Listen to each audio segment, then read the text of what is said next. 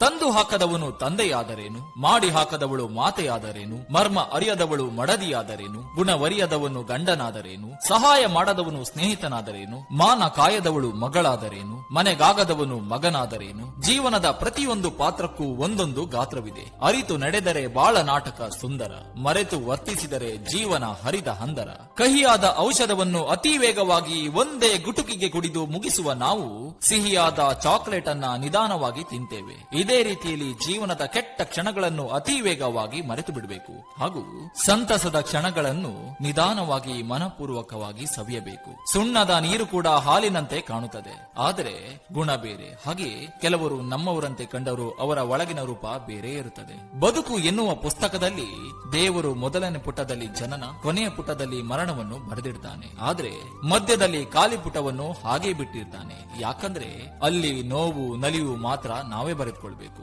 ಬದುಕಿದ್ದಾಗ ಪ್ರತಿ ಮನುಷ್ಯನಿಗೂ ಅವನ ಹೆಸರಿಟ್ಟು ಕರೆಯೋ ಜನರು ಸತ್ತು ಹೋದ ಮೇಲೆ ಹೆಣ ಅಂತಾರೆ. ಉಸಿರು ಇರುವವರೆಗೂ ಮಾತ್ರ ನಮಗೆ ನಮ್ಮ ಹೆಸರಿಗೆ ಬೆಲೆ. ನೀ ನಗುತ್ತಿರುವಷ್ಟು ಹೊತ್ತು ಜಗವು ನಿನ್ನೊಡನೆ ಇರುತ್ತದೆ. ಅದೇ ನೀನು ಅತ್ತಾಗ ಜಗತ್ತು ನಿನ್ನೊಡನೆ ಅಳುತ್ತದೆ ಎಂದು ಭಾವಿಸಿದರೆ ಅದಕ್ಕಿಂತ ಮೂರ್ಖತನ ಮತ್ತೊಂದಿಲ್ಲ. ಹಾಗಾಗಿ ಸಾಧ್ಯವಾದಷ್ಟು ನಗುತ್ತಿರು. ನಿನ್ನ ನಗುವೆ ನಿನ್ನ ಶಕ್ತಿ, ನಿನ್ನ ಬಲ. ಕೈಯಲ್ಲಿದ್ದ ಮುದ್ದೆಯನ್ನು ಕಹಿ ಎಂದು ಕಡೆಗಣಿಸಿ ಸಿಗದ ಹಣ್ಣಿನ ಆಸೆಗೆ ಮದವೇರಿ ಬಿದ್ದು ಮೂಳೆ ಮುರಿದು ಹೊಟ್ಟೆಗೆ ಹಿಟ್ಟಿಲ್ಲವೆಂದು ರಣಕೇಕೆ ಏಕೆ ಹಾಕುವಿರಯ್ಯ.